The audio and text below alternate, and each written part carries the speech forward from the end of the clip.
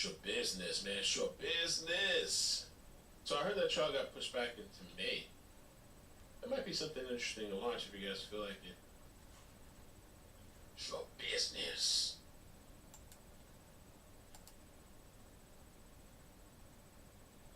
Killer lover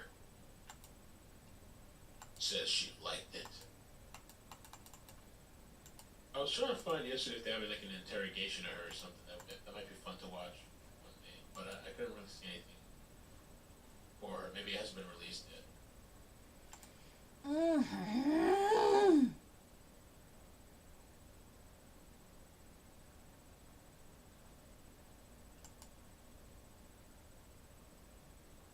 Cousin Eddie's a lousy shot.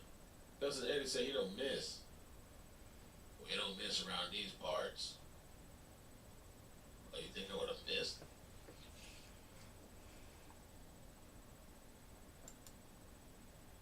Could be. C-Dub says defense wants prosecution to believe Alex will testify, so they go weaker on the remaining witnesses. That could be a strategy, just like the Cousin Eddie thing. Maybe they never even planned to bring him on. Maybe they just add a bunch of extra people or a couple extra people to throw him off, not even bring him in.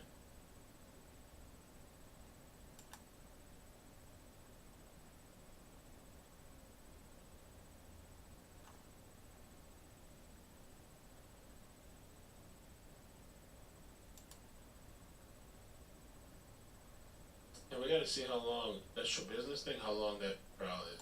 So we'll see. I don't know. We definitely have to be really picky and selective about what trials we cover. Definitely after this one, I want to relax a little bit, maybe for, I don't know, 2 days, 3 days. I'll be moved. Let's see. Lucky Land Casino asking people, what's the weirdest place you've gotten lucky? Lucky? In Greatest place. Lucky Land Casino. Lucky Land Casino asking people, what's the weird... Hot as hell. Loud.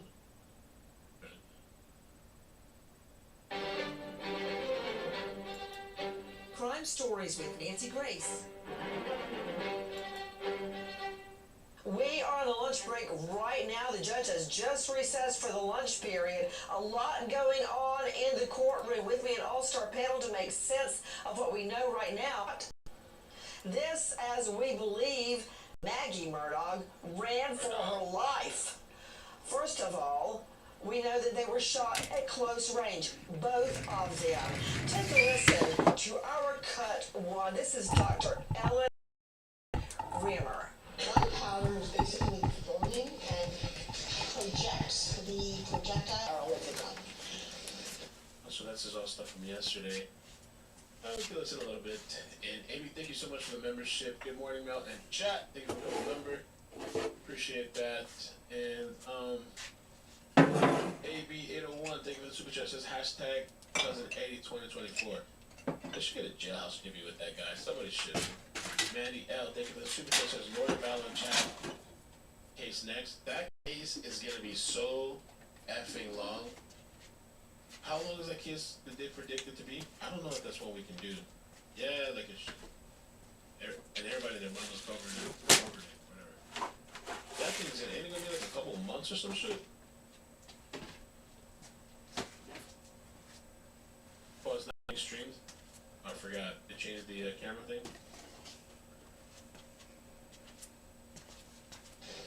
A projectile can potentially travel a very long distance, like many feet or yards or depending on the projectile, until it hits something, or if it doesn't hit anything, it can eventually lose power to go to Don't mind the the volume in the background. It is a court trial. I'm watching Iqbal on the Murdaugh trial. Murdaugh. You don't usually see it any more than 3 feet. Sometimes it's within 2 feet. However, depending on the firearm. I can't say exactly, but it's somewhere in that range. Ted Williams, high-profile defense attorney, former Washington, D.C. police detective, Fox News contributor, starred in Power of Attorney. I can go on What I'm and doing on. Ted is I am Williams. taking That's not good for the defense. that one You right think there, and I'm that going to this turn it young on man, its his side son, and go could this have way lived after the almost, first and then gunshot? put in, And what was he doing? Crawling along, and put trying in to get the away shells from his the other killer? way. I got boards I can. Think about Put in that. there. What is the jury thinking about right now? Well, I think what the jury actually is thinking right now Because I is that open this these was very and, tragic, you know, that when it's nice it out was and stuff like traumatic that. testimony, it was shocking testimony, And plus I need but what it does not do is backgrounds and connect stuff. Alex Doing photo directly work. with the shooting of Paul or Maggie. And you Ted going up. I used to have a Ted thing here That's somewhere. what I do. I used to have something for Ted. Maybe I don't have it anymore. I used to have a picture just for Ted. Putting everything on my There's desk. too that I many other made people on here. last week. Ted. who are looking for the prosecution to connect the dots. And Nancy, I've got to tell you, they haven't done that. Yes, they put on that very gruesome testimony. Dr. Raymer was excellent in explaining the death of these two people. But above and beyond that, what the prosecution must do, they've got to connect the dots to Alex. And I gotta tell you, that is what the jury is looking for. The jury, I'm sure, is somewhat upset. Ted Williams, you keep saying connect the dots, connect the dots. I'd like to see him also, Christine. Connect the dots, connect the dots, connect the dots. They're not tying it to him. You mean other than the gunshot residue on his hands and his clothes and the victim's blood on his steering wheel and all of his lies and the videotape placing him in the kennels about 2 minutes before the gunshots? What more do you want, man? A video of murder? Nancy, what I want is just this, the prosecution to prove that.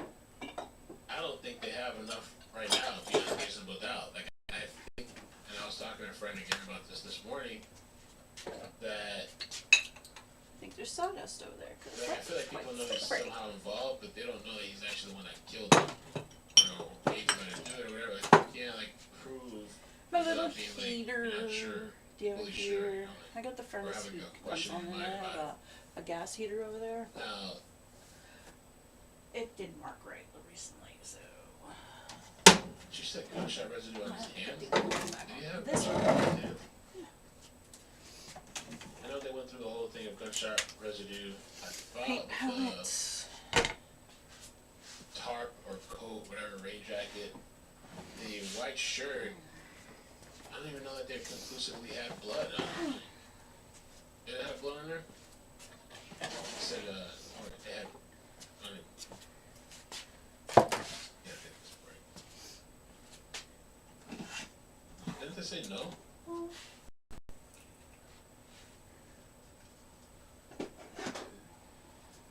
That kennel, that video by the kennels, I thought that was damning as far as, you know, he lied. And, in the video that we saw last night, there's inconsistency. The guy's a liar. You know? So Shambot says, like, 2 particles found on the hand, no blood on the hand. And Just even found the whole the steering journal. wheel thing. So the steering wheel had who? A tiny little thing of Maggie's and then Alex too? Burr. Alright. Crazy. Tiniest amount of GSR was found on the hand.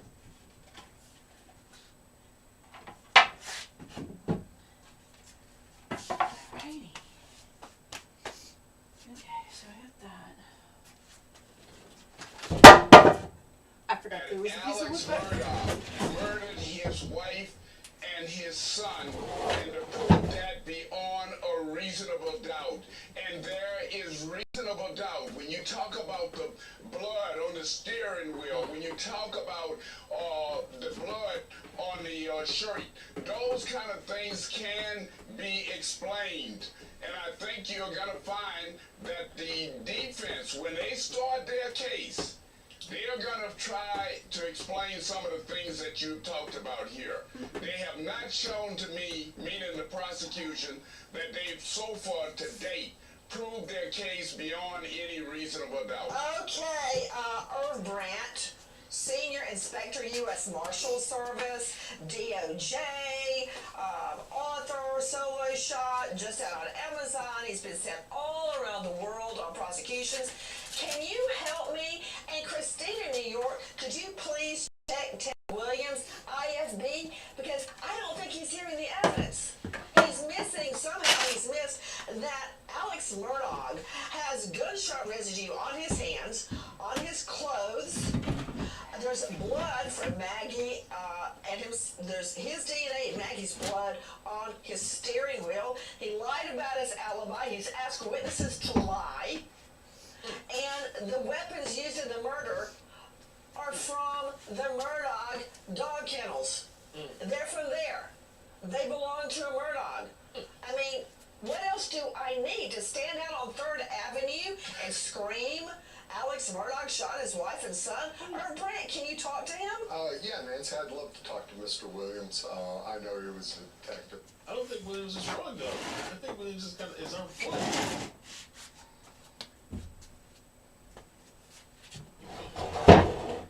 Now he's a defense attorney. And maybe it it's always doesn't. been my experience with the defense that they put reasonable doubt and beyond the shadow of a doubt and without a doubt, they always put it together. What he was saying, I understand, but it's reasonable. Everything that the prosecution has put together is reasonable. And the person sitting on that jury is going to come to the same conclusion that he murdered his wife. Hold on. I'm hearing in my ear, joining us straight out of the courtroom is Katie Cannon, breaking news anchor, investigative reporter, Live 5 News out of Charleston. Katie, first of all, how was the jury reacting? I saw Murdaugh tune up. He turned on the waterworks. All right. But you know what? Every time I look at him, I would be tempted to feel sorry for him when he starts crying. But then I think back on the body cam footage where he was going,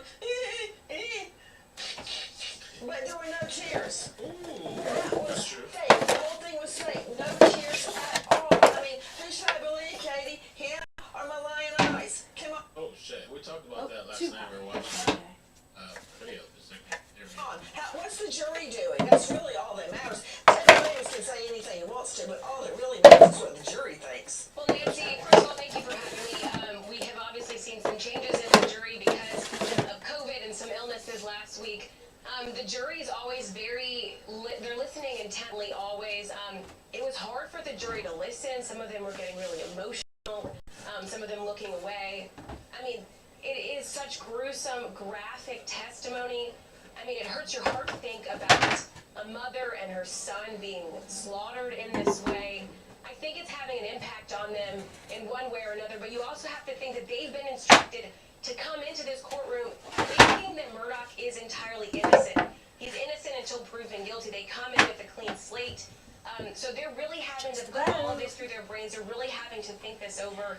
And it certainly is a lot, but I do know that they are getting emotional. It's weighing on them heavily what they've had to hear today and yesterday. Now, I'm going to interpret what Katie Cannon just said to mean they showed no emotion. No, I think Yes. there are some there.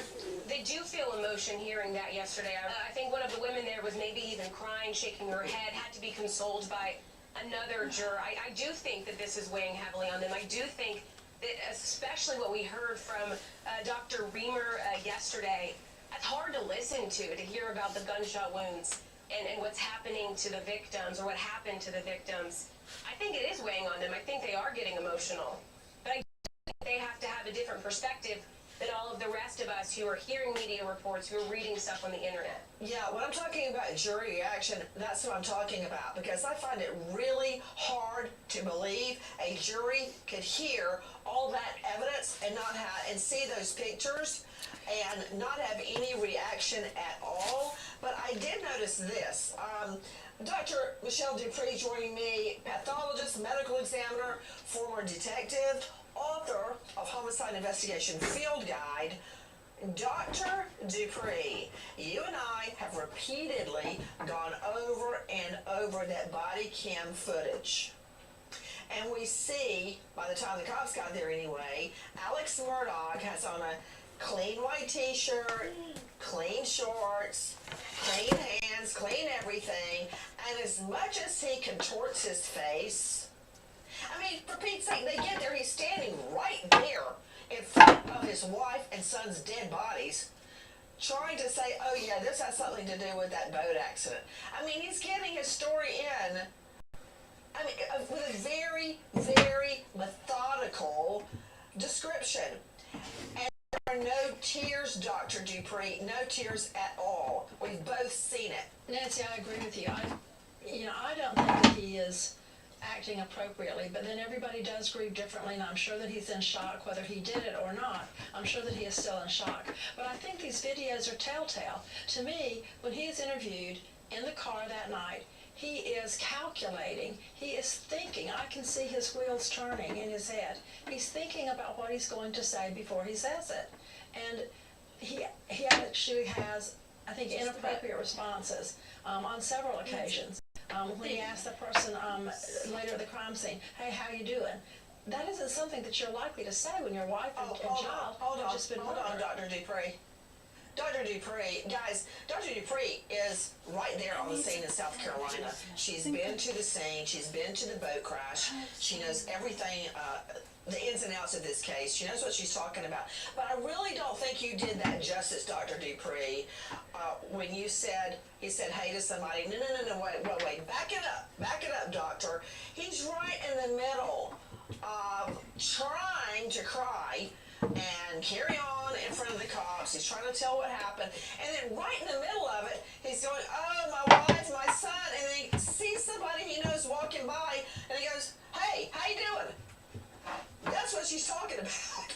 I mean, complete. And another thing, while we're on the subject of tears, he never cried then, but in front of the jury, oh, don't you know Hart Poolian had this orchestrated. He's got a Kleenex box right in front of him.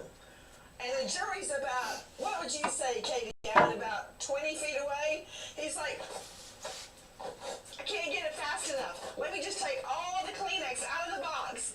You know, it's just so obvious, because when he is not in front of the jury, no tears, but in front of the jury, he can't get in that Kleenex box fast enough. Yeah, you're exactly right, Nancy. You know, he seems to put on a show when it's needed, and when he's going to be seen by the appropriate people, such as the jury, he even sort of tries to have some sniffles and a little bit of tears or crying when he's being interviewed, but he really puts on the show, as you said, when the jury is in the room. To Katie Cameron joining us, breaking news anchor out of Live 5. You can find her on Facebook, Katie Cameron TV. Katie, did he start crying in court today? Yes, he was once again very emotional today, very emotional yesterday, more emotional today and yesterday than I've seen this entire trial, but it was very gruesome testimony he listened to, what motivations you want to believe he has, obviously, but extremely emotional, crying. Yesterday he got very angry as well, it seemed. About what? That was when one of the SLED agents took the stand, the DNA expert, and she was going through each test that was taken and identifying who might have contributed to that DNA. He seemed to be scowling at her, giving her a side eye even. Haven't seen that side eye today, but definitely seen some tears from him today. Okay, Katie Cameron, what do you mean by side eye? Like a scowl, like beyond just a sassy look, like an angry look. Not necessarily looking directly at who's testifying, but as you might guess, kind of from the side.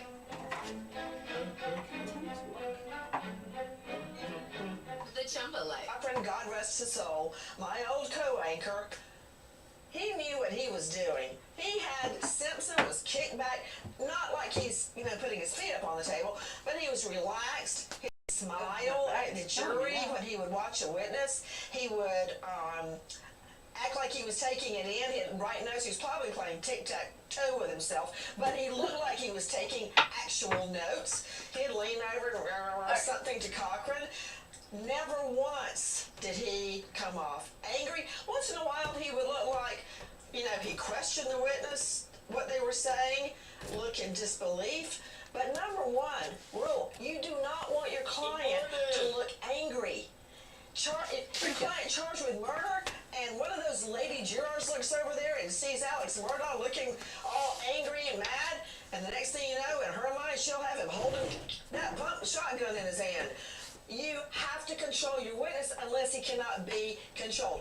And Hart Pootlian, listen, I've talked to a lot of lawyers that know Hart Pootlian, and when he's not in court, he's the kind of guy, which reminds me a lot of Cochran, that you want to be with. He can tell a joke, he can tell a story, he can spin a yarn. In other words, make people like him. I guarantee you Hart Pootlian cannot control Alex Murdaugh. And there he's sitting there looking like he wants to take somebody's head off. Well, Nancy, you don't think his attorney wanted to control him? Look, that jury, when all of this testimony is for the pathologist was speaking, Dr. Reimer there, on the stand and telling how these people's brains were blown out, how tragic this was, how their bodies were found. The jurors were not looking at the doctor. The jurors were looking at Harpolian's client, and that is Alex Murdaugh. And what did you want him to do? Just to sit there stoic when he hears about the persons he loved, and he's saying that he did not kill them, that their brain over the place. So you just want to sit there in a stoic manner? That isn't going to happen. And if it did happen, and if he did not show any emotions, that jury would hang him in a heartbeat. So when he showed those emotions, he played, and I'm sorry, the prosecution allowed Alex Murdaugh, without at this stage getting on the stand, to look very, very sympathetic in the eyes of that jury. They would have expected him to cry under the scenario and circumstances of what he heard. Even if you were just outside the courtroom, you wanted to cry when you heard about how these people were murdered under these circumstances. Can I see Ted Williams again, please? Ted, if the whole TV star thing doesn't work out, have you considered taking to the pulpit? Because all that preaching you just did reminded me when I was a little girl, and the preacher would be telling us we're all gonna go to hell if we don't X, Y, Z. Man, you can really lay low, but see, that's not the question I asked you. I asked you... You should get a podcast, Ted. Something entirely different. I asked you not about him crying in front of the jury. I asked you about him looking angry, the way that Katie Cameron just described him looking angry at the scientist who's just up there talking about the DNA, and it made him mad. It made him mad. Let's examine why it made him mad. And in that vein, joining me is a world-renowned DNA expert, Chief Development Officer at Othram Inc., Othram.com or DNASolves.com. And one of their expertise is to take degraded, mixed DNA that's been underwater, DNA that's been in mud, DNA that's the result of an exhumation, DNA of a dead body, and somehow finding a way to make a proper DNA analysis and get results. Dr. Kristen Millman, thank you for being with us. Could you venture to hypothesize why Alex Murdaugh probably was angry about the expert on the stand? Absolutely. First, thank you for having me, Nancy. And yes, he was angry because DNA doesn't lie. There was blood on that steering wheel. There was blood that contained his own DNA and also DNA that belonged to the victims on the steering wheel of his car. Why was there blood in the steering wheel? When there was no blood in his hands, when the police and the detectives arrived, there was no blood on his clothing, which you would have expected, right? If I saw my husband and my child in a crime scene, I would probably touch them in a way that there would be blood or DNA from that blood transferred onto my clothing. There was nothing. There was nothing on his hands. Like you said, he was calm and collected. When even brought up motive when law enforcement arrived, yet there was blood on the steering wheel. Why did he even go back to the car? I thought he drove home and then found You them. know, I'm curious about his scowl during the DNA expert up on the stand, the crime lab person. Let's go back to investigative reporter joining us, Katie Cameron. Katie, could you give everyone who may have missed some of the testimony this morning? It's been a very packed morning, and I want them to get through this evidence, Katie, because I don't want to lose any more jurors. What would you say is the crux of the testimony this morning before lunch break? Well, it's certainly been a packed morning. We've heard from multiple witnesses. We had heard more from Dr. Reamer. She was that forensic pathologist yesterday that went into that grisly, gruesome detail about the wounds that Maggie and Paul sustained during the murders.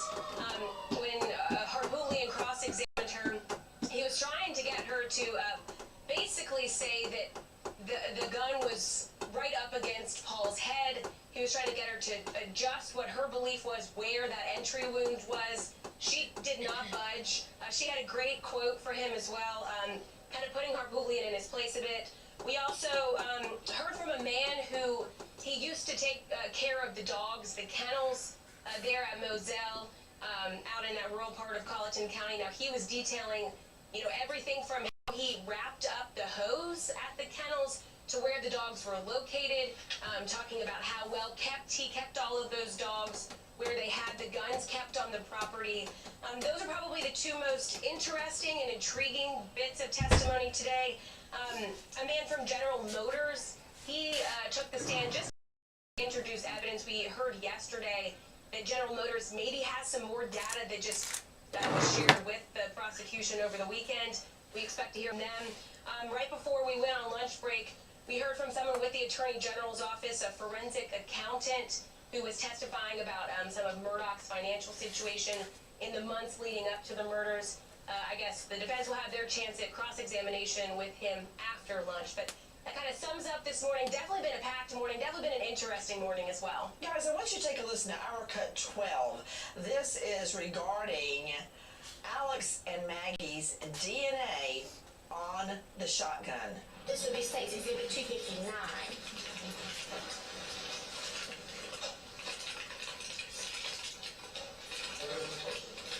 And what is that item? 259 contains sled items 15 and 16, which were swabs from the Cano Benelli 12-gauge shotgun. The comparisons would now be Margaret Murdaugh and Richard Alexander Murdaugh contributed to the mixture versus two unidentified, unrelated individuals contributed to the mixture. And the result of that comparison... Alright, we're back. All aboard! I'm making a little checklist now. I'm needing to write down things I gotta do instead of keeping it in my head. So, should the roadside incident have been let in? 83% say yes, it should have. 17% say no. Yes, if you guys could please like the video, I'd appreciate that. Heather, thank you so much for gifting another membership. Thank you. Super kind of you. Appreciate you helping out Modding as well. Brandy, thank you for becoming a member. That's an Eddie.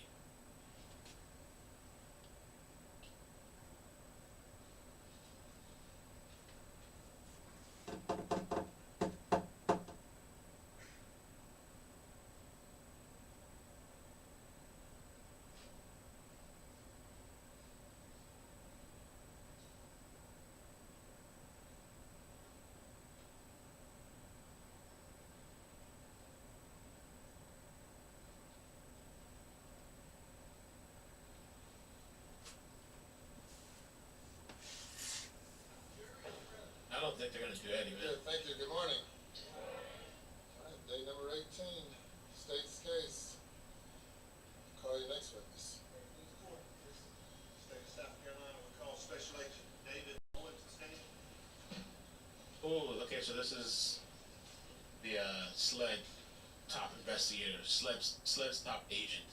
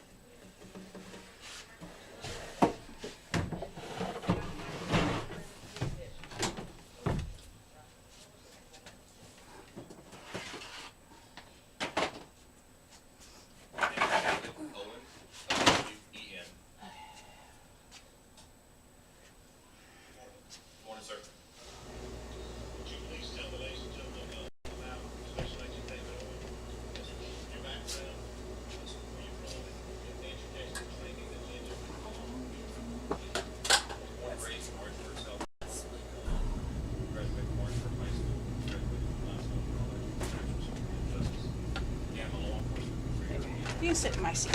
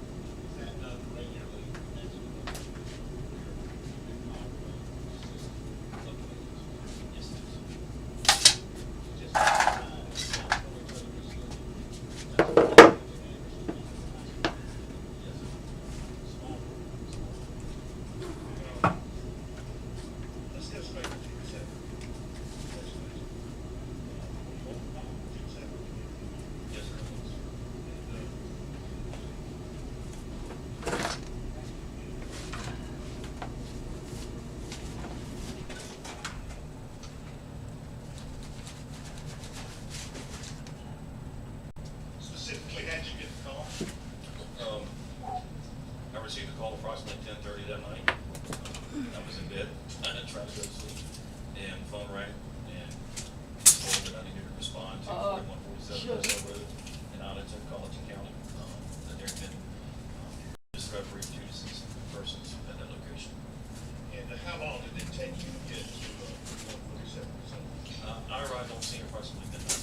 I'm sure it's been said that it's 4147 Bethel in Colleton County. Yes, sir. And when you arrived, tell these ladies and gentlemen what you observed. When I arrived, there was multiple law enforcement and rescue personnel on the scene. Of course, I had to find a place to park out of the roadway. Made my way up to the scene. My normal course of business, or the procedure, being that we're a requesting agency, I locate the location of the agency that requested us, this being Colleton County, and speak with the supervisors or detectives on the scene and say, hey, what's going on? What have you learned so far? What have you done with us? At that time, one of my supervisors, my captain, Ryan Neal, was on scene, and he was already talking with Colleton, so I was briefed on the situation, what was discovered and what had been done so far. Did you have a liaison, somebody that you requested or told to work with on the scene that night? Yes, sir. Originally, as I stated, we were called in to assist, so I was paired up with Detective Laura Rutland, Colleton County Sheriff's Office, and I was to assist her in any fashion that she needed. And was that unusual for a local agency to call you in to help with the crime scene? No, sir. It happens very frequently. You guys, Ms. Mosley, tell the folks when you were first at the scene, did you make observations in your mind of the scene itself? Yes, sir. I observed the scene, kind of figured out what's going on, started walking the outside of the scene, trying to understand the lay of the land, figuring out if anybody had been interviewed already, what methods or avenues were being taken to try to figure out what's going on, secure the area, and whatnot. Did you see the bodies from Paul and Maggie? Yes, sir. I was standing outside the crime scene tape, and, what I know now to be Paul Murdoch and Maggie Murdoch, I knew that there was a white male and a white female. They were covered up with a sheet. I was not able to see them, but I saw where they were. Did you make any other observations of the actual crime scene there itself then? Other than the placards or evidence placards that Colleton County had put out to protect evidence upon their initial arrival. The scene, our crime scene unit had not arrived yet. I have a history, I have a background in crime scenes, so I knew not to go in and disturb anything until it was documented properly. I was aware that Colleton County had already documented or located marks of evidence for protection purposes. So I just walked around the crime scene tape. I knew the kennels, there were dog kennels on the left. There was a big shed on the right, with a large field behind it with another shed. And there were several people and several cars back behind, what I call back behind the crime scene where I was standing. And at this point, had you seen the defendant, Alex Murdoch? I was told that he was with the group of people behind, which was recent family members and some of his law enforcers. And I guess you came at this point for you, the chief investigating officer. I don't recall how long, within maybe 30 minutes or so, my supervisors pulled me aside and said, hey, we're actually going to be the lead on this. So my Detective Rutland and my roles kind of reversed. I became the lead investigator and she was my assistant. Y'all still working together? We were still working together. Yes. Had you ever worked with her before? No, sir. I knew her, but I had never worked with her. Did you think it was important to talk to Alex Murdoch? I did. And can you tell the jury specifically how that came about? Well, I was told that he arrived on scene and he discovered his wife was You son of a bitch. being that it was his wife and son, and he found bodies and made the 911 call. It was paramount that we called him. His observations, what's going on in his life, what's going on with Maggie. Also, like to try to figure out what happened. Still didn't know if it was. Let me back up just a minute. Going into a death scene investigation, homicide investigators are told to treat every scene as a homicide until determined otherwise.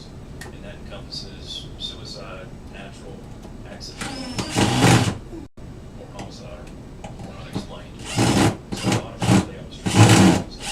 I didn't know if it was or not. So it was paramount that I speak with Alex Murdoch to try to determine what he saw, what he experienced, what's going on in their lives, to kind of help guide my investigation as it progressed.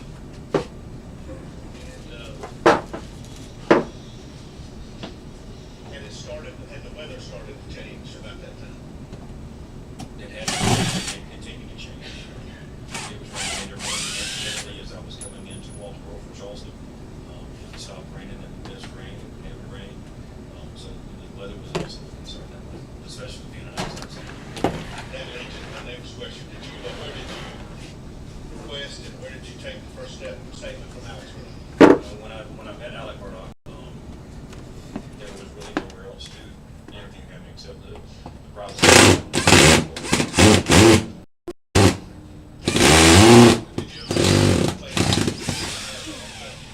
Can you tell us where is your car? Yes, sir. So we've seen the video. Where was the camera? It was a body camera. It's not a fixed in-car camera like in most active patrol cars. But I clipped it to my visor right above me and just angled it towards Mr. Murdoch. And is that your practice to video when you're potential suspects or video? I video any witness or audio record any witness that I'm able to do. So you're in your driver's seat? Yes, sir. Where was the defendant, Mr. Murdoch?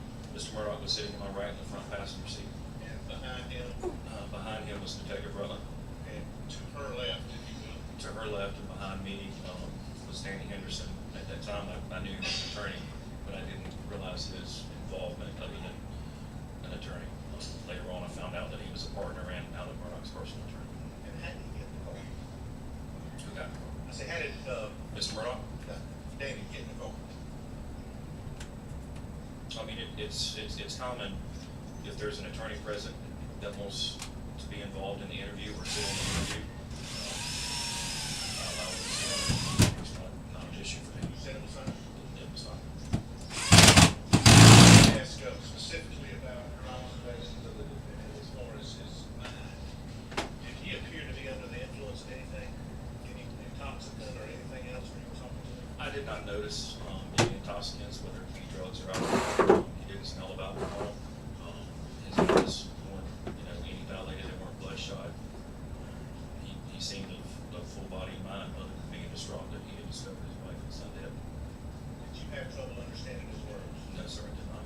Did he appear to have trouble understanding your words? No, sir, he did not. Were his answers to your questions subject matter appropriate? Yes, they were. And were they timely? Yes.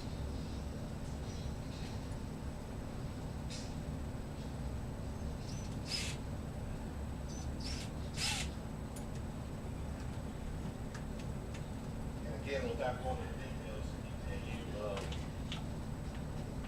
roughly what happened earlier in the evening? How long he'd been at the house, when he left, and when he came back? Yes, sir, we went over to see him. After this statement, well, before that, did you, when you were outside, before you got in the car, did you able just to look at him? Yes, sir. I did shake his hand. Did you come up to him after the call?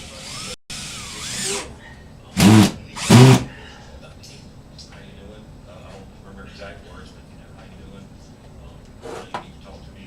That type of question.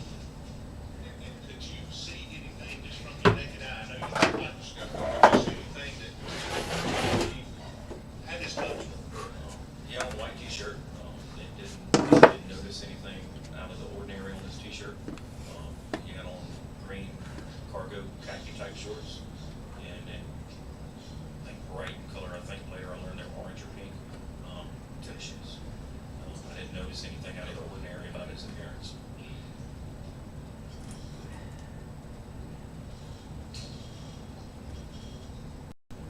After you took this statement, Oh, fuck me. Whew. did you want to take this notice? Excuse my Yes, language. And did in fact, did you take this notice? Yes, sir. It was coming close to the end of the interview, and I was going to discuss blade clothes from him, but he had received a call. His son was arriving at the home, knowing that he needed to go be with his son. I said, I'll catch up with you later.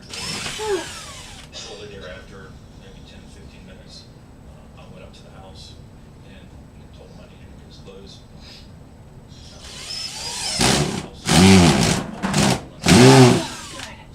When you walk in the house, there's a foyer. I walked into the foyer. That was good enough for me. Immediately to the left, some stairs going upstairs to the right. I believe it was a dining room, and you walk into the living area, or living room.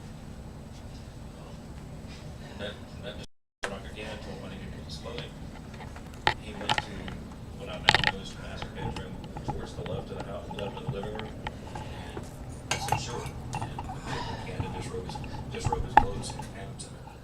So, did you go to the bedroom? Yes, sir. I stood in the doorway of the bedroom. That's his bedroom, you stood right here. Yes, sir. Did you see him change it? Yes, I did. A little private. Sorry. And, so did he give you the same clothes that he had on? Yes, sir. You sure about that? He still had on the oranges, pink tennis shoes, green shorts, and white t-shirt.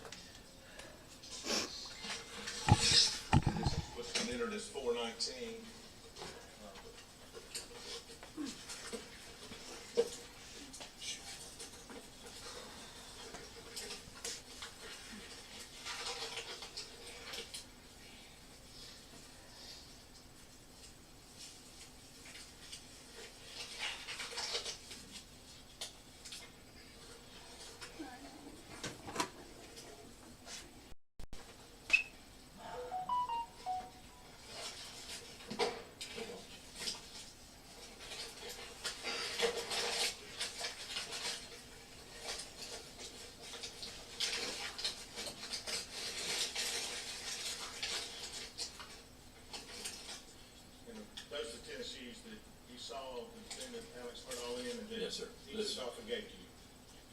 under this light, it's more red, but, you know, I considered it oranges pink that night, but these are the shoes that I collected from them. Do you remember the condition? I mean, how did they feel? I mean, they were a little damp. I mean, it was raining that night. You said damp? Damp, yes. It was raining that night, summertime, high humidity, so the ground was, there was a lot of condensation and water on the ground. And these are the bag, this is the bag that I would have put them in. My initials are not on them, but my handwriting says shoes 0140. So that would have been 0140140, which would have been the time that I collected the shoes. Is that 1:40 a.m.? Yes, sir. On June 8th, Yes, sir. 2021? Yes, sir. Did you make any other observations? Did there appear to be any other things your naked eye on those shoes when you saw them at 1:40 a.m. on June 8th of 2021? No, sir. I did not make any other observations. Did you leave your gloves on? Yes, sir.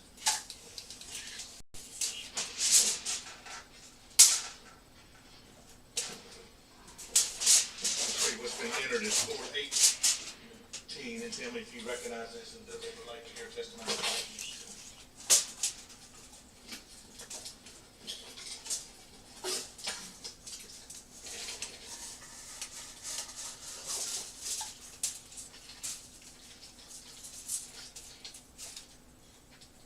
This is a bag that's sealed up, but I know that it's a t-shirt. It's got my writing on it with the time of 0141 or 1:41 a.m. Again, my initials are big, are not on it, but I do recognize my signature, or my writing. Yes, sir. Now, did you package those clothes separately? Yes, I did. Okay, why? I did with my experience in law enforcement, my experience in crime scene. Anytime you collect a piece of evidence, you keep it separate so you don't cross-contaminate. And that was the shirt. Yes, sir. What is also contained in 418 is what entered? Can you tell me what that is?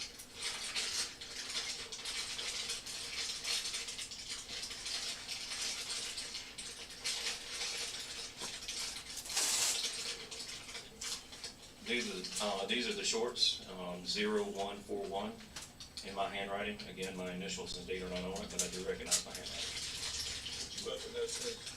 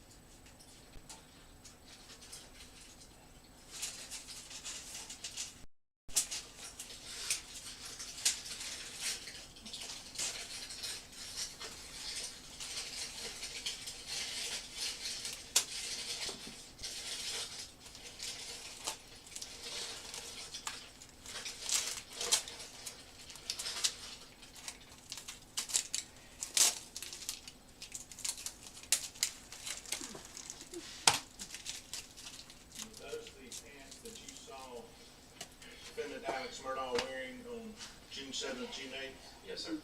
2021? Yes, sir. And those are the same pants that you took off of Yes, sir. Alex Murdaugh, is that correct?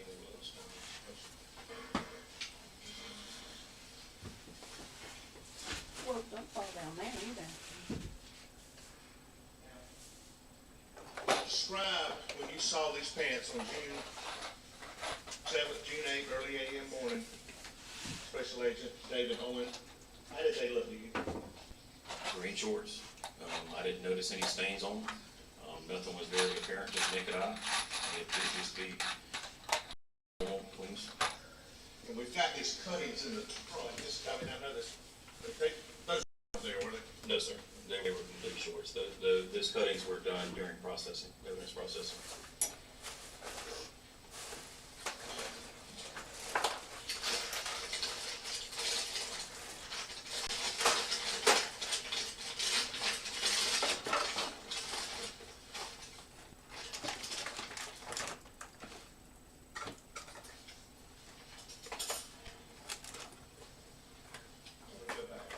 I just forgot.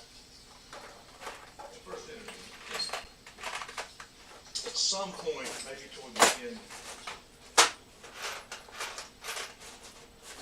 can't remember, I think you kind of reach over and just do like this to Alice Murdoch. You remember that? Yeah, I consoled him. He was upset. And that's just, you did that, because that's you. That's just doing it. And, when you got to the house and after you had collected these clothes, did you do anything else to the house? I didn't do anything at the house. I mean, like I stated, there were other people in the house, law partners, family members, people moving about. I did look around to make general observations. Nothing seemed out of the ordinary, nothing seemed thrown up or out of place. First time I'd ever been in there, but it didn't look like there was a fight or a scuffle. But, going in, being observant, I didn't notice. I went in through the front door, was the only door I accessed the house.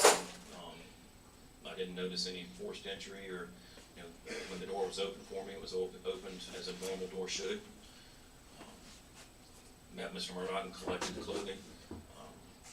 I don't know if I spoke with Mr. Murdoch or someone else inside the house. I think it was Mr. Murdoch, excuse me. He'd indicated early on in one of the initial interview, attempted to contact some of Paul's friends, and one of those friends was Nolan Tootin. And he had indicated that Nolan was at the house during that interview. So when I went to the house to collect the clothing, I asked if Nolan was present. He said yes, he was, and pointed to him. I noticed that he was sitting on the couch in the living room. So I introduced myself to Nolan and conducted an interview with Nolan, again, in my vehicle for privacy. So you had located Nolan Tootin in the residence and then conducted an interview with him in your car? Yes, sir. And were they, how many people were in the house? What the heck Were you did I the early do morning of about June that? 8th of Oh, no. 2021, correct? Yes, sir. Okay, I mean, how many people were inside the project? I didn't go in every room. I didn't see every single person, but, 8, Alright. 10 people from, first glance. And had someone at SLED, as you mentioned there was crime tape, did someone from SLED arrive at the crime scene where the two bodies were, and were they processing that? Yes, sir, they were. And did SLED and/or the locals have that? Yes, sir. There were several, there's from Colleton County. 2 other investigators from my office, Agent Altman and Agent Wiggins were there. My Lieutenant Charles Gint arrived on scene, as well as my captain was already there when I arrived. So there were several officers, several investigators down at that scene. And was that scene secured and guarded until all the potential evidence at that crime scene was collected, as far as you know? As far as I know, yes, sir.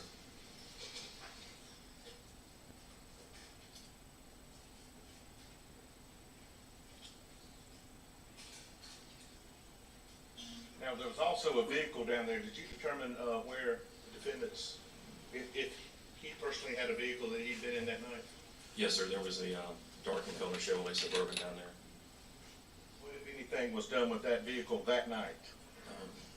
Early the next morning on Tuesday, June 8th, once we completed the scene around the kennel area and sheds, that vehicle was secured and towed to the Colleton County Sheriff's Office so that it may be later processed. So it was taken into law enforcement custody? Yes, sir. There's been pictures and testimony about the phone that was on Paul. Yes, sir. So once I left the house, our crime scene units, what they go into a scene and they look for evidence, document evidence, and collect evidence before anybody really goes in to manipulate the scene from there, or alter the scene. So once a majority of the evidence, not all the evidence, a majority of the evidence upon approach to the victims, were documented and collected. We went in and started investigating the bodies. The coroner was, of course, with us. And once we took the sheet off of Paul, on his rear end and on his right side. You'll think first interview. Yes, sir. That phone had got on his backside? Mr. Murdoch stated that, he tried to check Paul for a pulse, and he, tried to turn him over, but thought better of it. And when he did, Paul's phone popped out of his pocket. And Mr. Murdoch had picked the phone up, and stated that he thought of, not the exact words, but this is what he said was, he thought of doing something up with it, thought better of it, and put it back down. Popped out of his pocket? Yes, sir. And what did you do with that phone? Once it was photographed and documented that it was on Paul's rear end, I collected the phone. Our crime scene, it doesn't normally collect electronic devices. They don't process the electronic devices. It's normally the case agent or one of the agents on scene will collect that phone. So I collected the phone. When we collect electronic devices, we normally put them in airplane mode, disconnect any power sources, take out SIM cards. Once I collected Paul's phone, I attempted to put it in airplane mode, and of course you have to try to activate it. And I noticed that it had a dead battery and would not power on at all. So I secured it as evidence in my vehicle. You attempted to put it in airplane mode, why? So that any outside sources, if someone has your phone, like your iCloud account or your Google account, if you have an Android phone, you could remote access and wipe the phone, or anybody could, or some of the newer phones you can use a location service, even though the phone is off, to find where that phone is. So we put it in and pulled the SIM card out. But like I said, with the battery being dead, I couldn't put it in airplane mode. Did Paul, or was it a significant piece of business?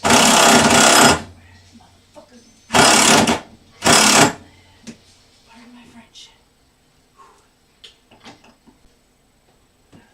How long did you stay there once you got there at the 4146 Moselle?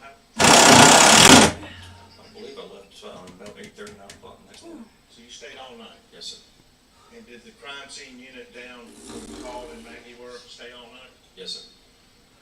So night becomes day, obviously. Yes, sir. Did you see anybody else at the scene that morning that you had an occasion to conduct an interview with?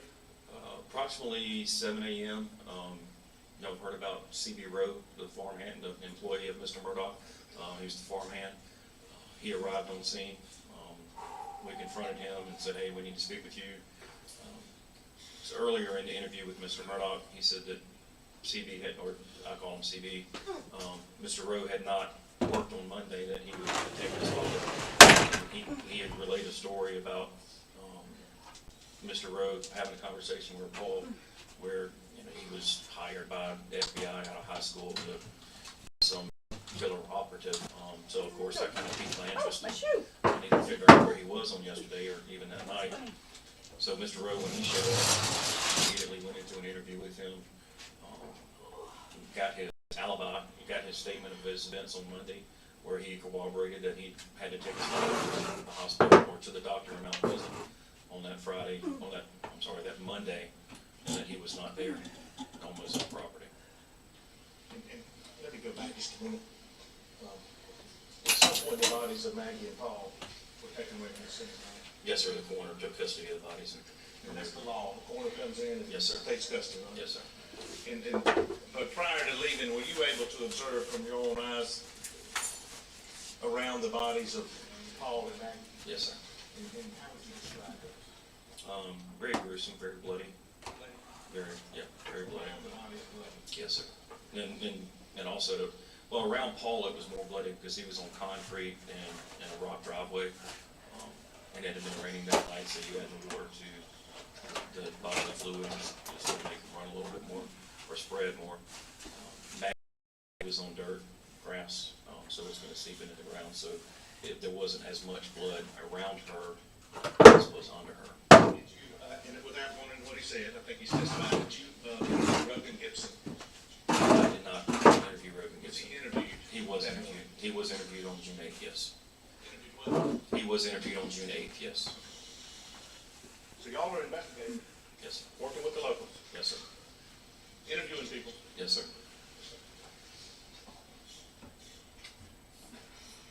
Did you try to determine, or did you, request anybody to check the videos in the area? Yes, sir.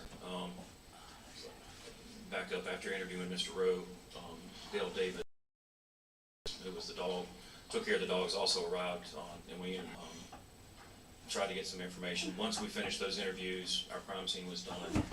We responded back to our Low Country office here in Multiboro. Collin County Sheriff's Office was there, 14 circuit solicitors and their investigators were present, as well as most of our office and other agents that we called in, so we can relay to them what we had learned so far and what needed to be done. So we started assigning tasks to other agents in Collin County Sheriff's Office to go back out and start canvassing the neighborhood. Normally you would canvass the neighborhood when you're out there at night, and some agents were, but 2 or 3 o'clock in the morning, most people are sleeping. It's out also the country, it's dark, you don't really get the lay of the land. So you go back the next day when it's daylight. So we sent Collin County out, and they went from one end of Moselle Road to the other, attempting to locate video surveillance, talk to neighbors, see if they heard anything, saw anything, having any problems with burglaries, robberies in the area, anything to develop a lead that we could track down. You were searching for any potential killers. Yes, sir. Did the search of the videos in the surrounding areas produce anything? No, sir. Not many homes are close to the road out there, and the ones that did, not all of them had video or video surveillance. The ones that did, that we saw, were at night, and you couldn't see. You can tell the cars passing, but you couldn't tell the make and model. You couldn't see the tag number, so it was really useless. But y'all tried. We tried, yes, sir. And I think you said after David, he testified yesterday, when you talked to Rogan Gibson, is that when you first learned about a conversation where he may have heard some voices? Yes, sir. I mean, that morning you heard that from him? But Agent Croft and Agent McAllister interviewed Rogan Gibson. I believe it was sometime mid-morning or lunchtime. And me being a lead agent, when they learned they were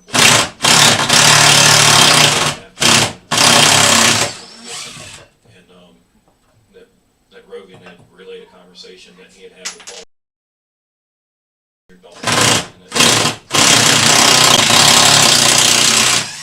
What Rogan had heard in the background. Paul, Maggie, and 99% sure Alex? Yes, sir.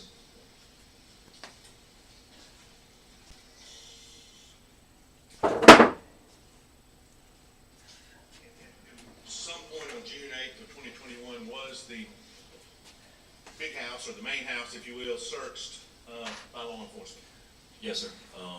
Agent Croft and Agent McAllister, upon their completion with Rogan Gibson, they went back to the house, spoke with those that were present. I believe they spoke with Attorney Lee Cope, which is a law partner of Alec Murdoch's, as well as Alec's brother, John Marvin. They told them while they were there they wanted to search the house for evidence, and they were given consent, and that search commenced.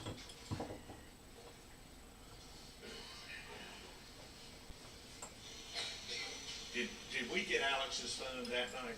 No, sir. June 8th comes June 9th. You're investigating, correct? Yes, sir. Working with the locals.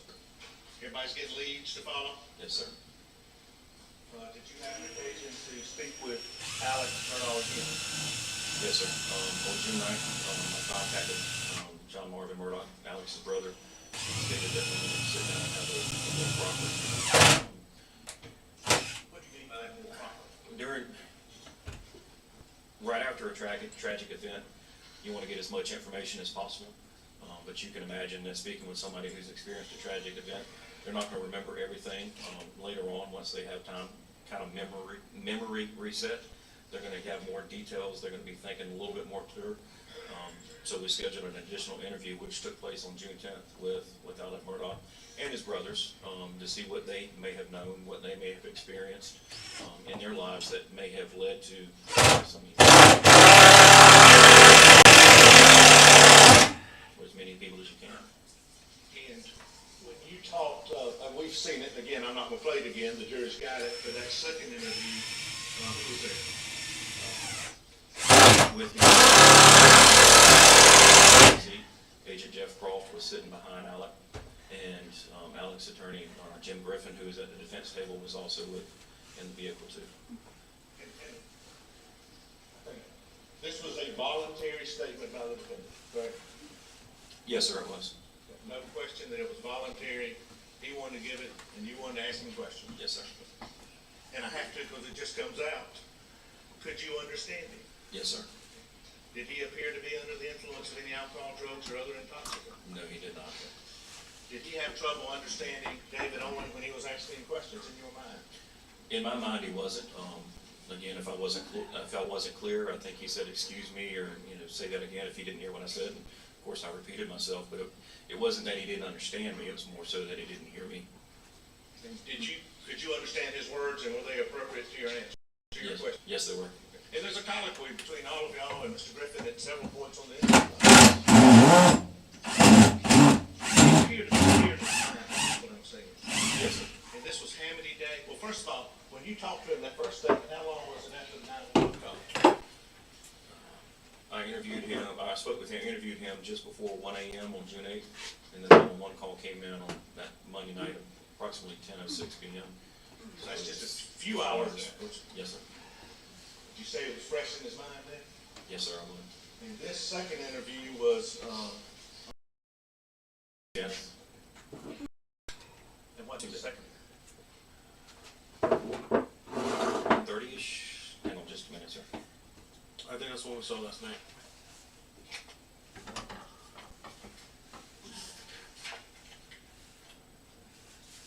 It began approximately 1:45 p.m.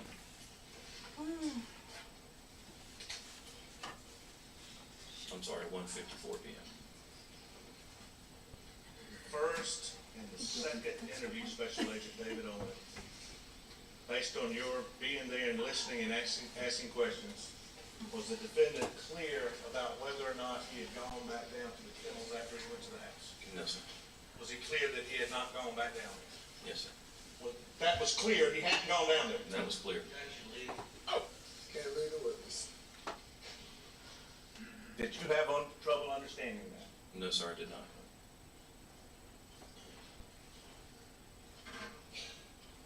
And was it clear where he'd gone after that, Yes, sir. based on your questions? I went to visit his mother in Alameda And when he came back? when he came back. Yes, sir.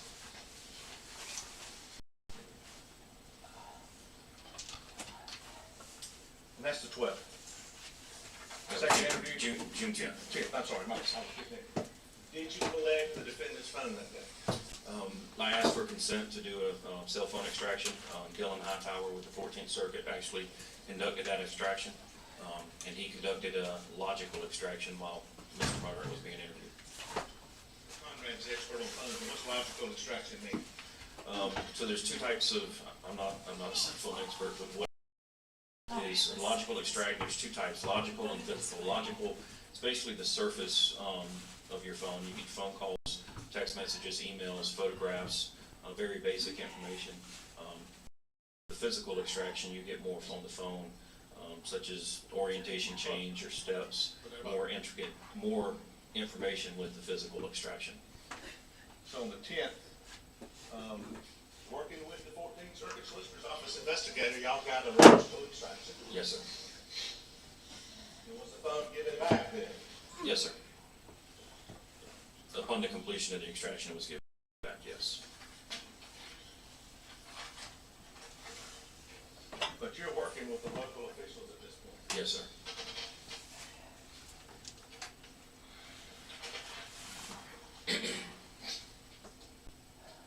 After that, did you have an occasion to talk with Marion Proctor and her family without saying what they said? Yes, sir. I'm not sure the exact date, but it was sometime that week or the following week that I spoke with Marion Proctor and her husband. And was Maggie Murdahl's Mercedes processed? Yes, it was. Okay. Did y'all obtain search warrant?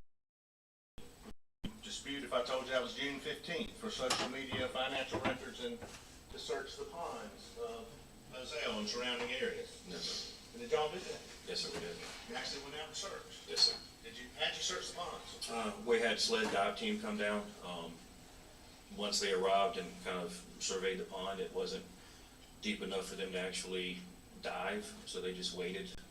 They had, hip waders on, so they were walking around basically on their hands and knees, searching the pond. There were some other waterways and ponds on the property that were searched, and I believe they went back the next day to complete searches. Also around that area, because going into Hampton, it's a swampy area. There's Salkantay River, the Little Salkantay River, those areas were searched. All that same day that the ponds were searched, we did a land search. In conjunction with Colleton County, they had ATVs, UTVs, 4x4s, searching the property, looking for any areas that might help us develop these or point us in the right direction in the investigation. The sled's working. Yes, sir. Working with local. Yes, sir. And was the property searched again on June 16th? Yes, sir. And where was that? That's when the dive team returned and completed their search of the waterways and ponds. And it's also, there was some blackout cartridge casings and some shotgun shells that were seized later, correct? Also? Yes, sir. The pond that was, the first pond that was searched is the shooting range or the shoot house across Moselle from the main house. So going back to June 8th, when Agent Croft went back out to the house and they conducted the search, he located some additional 300 blackout shell casings. We knew there was a shoot house by the pond, so we went over there and located the 300 blackout shell casings. And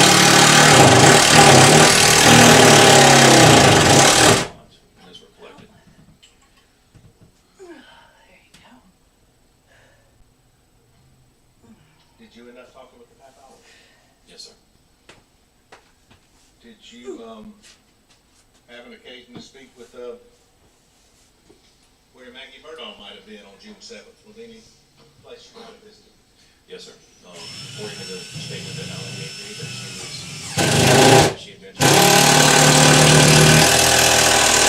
I did some research, and being from Charleston, I was familiar with the doctor and the location.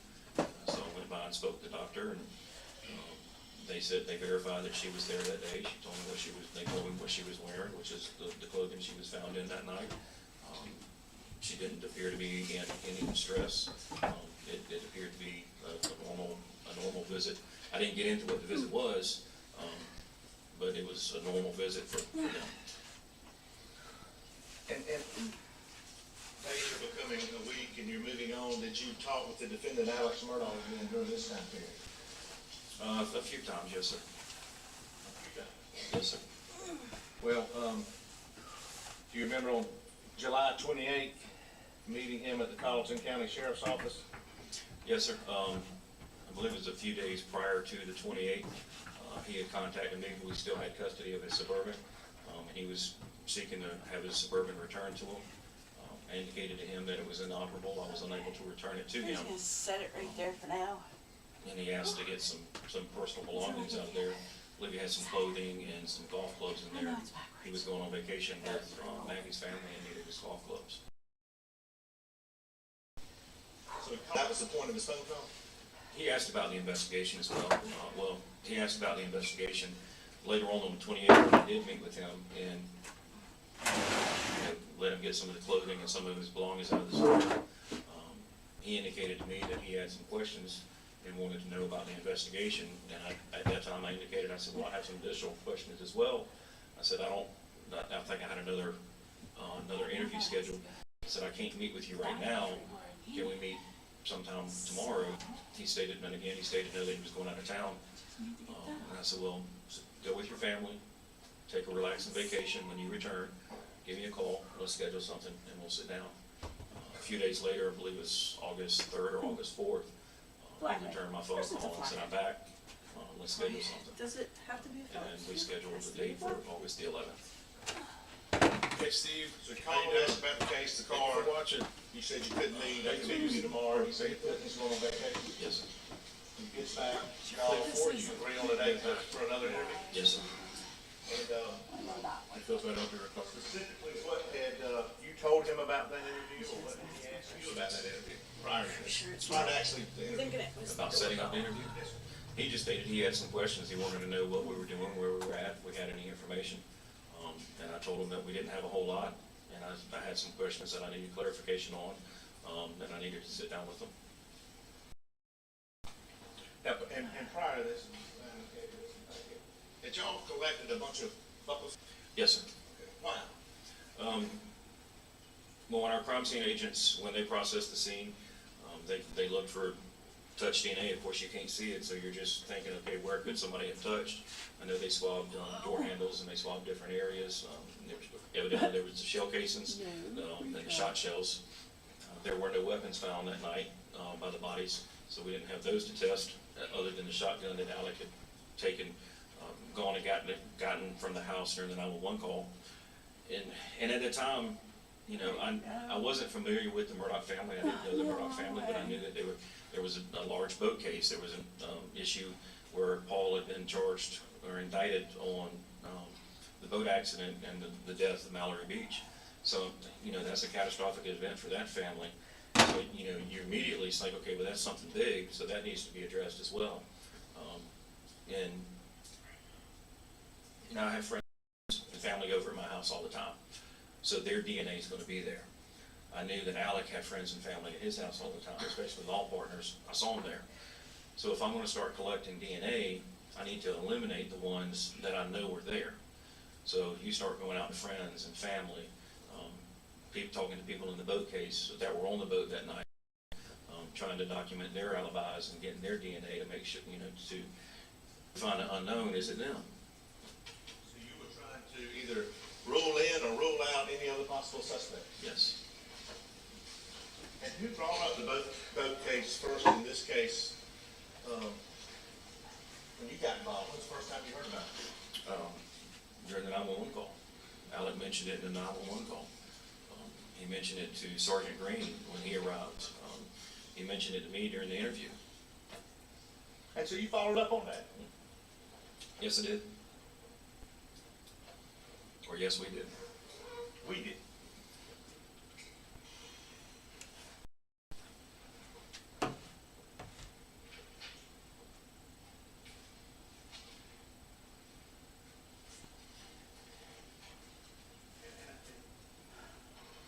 I missed off. I watched it, but some testimony with pathologists about possible scenarios.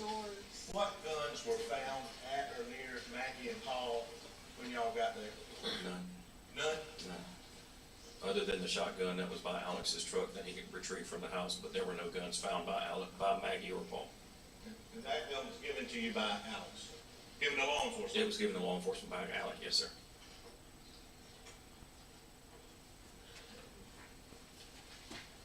Okay, let's, did you have an occasion to talk with the defendant again? On August the 11th. Okay. And tell these folks, where that took place. At the Sleds Low Country Regional Office here in Walterboro. How far is that from where we're standing or sitting right now? 2-3 minute drive. If you've been, if for the time, it's the old hospital, the old mental health DSS building. They got y'all in the old hospital and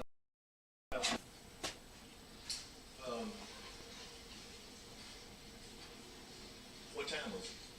The interview?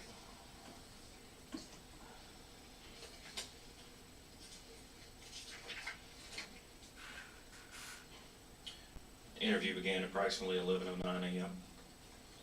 And describe the room, interview room itself. I mean, it's plain walls. There's a table, a small conference table about the size of this desk, and 4 chairs. Of course, we move the chairs in and out to accommodate the number of people. There's video cameras up on the ceiling to record any interview that occurs in there. On the video camera. Well, that's dead. Yes, sir. That's dead. Only thing I need to know is about the black wire. That's very late. So true. Is Steve falling asleep over there watching us? Watching the show? Terry, thank you so much for the super chat. Says spending my B-day with Mel and Sled. Thanks for all the work you do us or you do to bring us content. No problem. Thank you. Thank you for watching. Happy birthday. Hope you have a great day. You're chilling.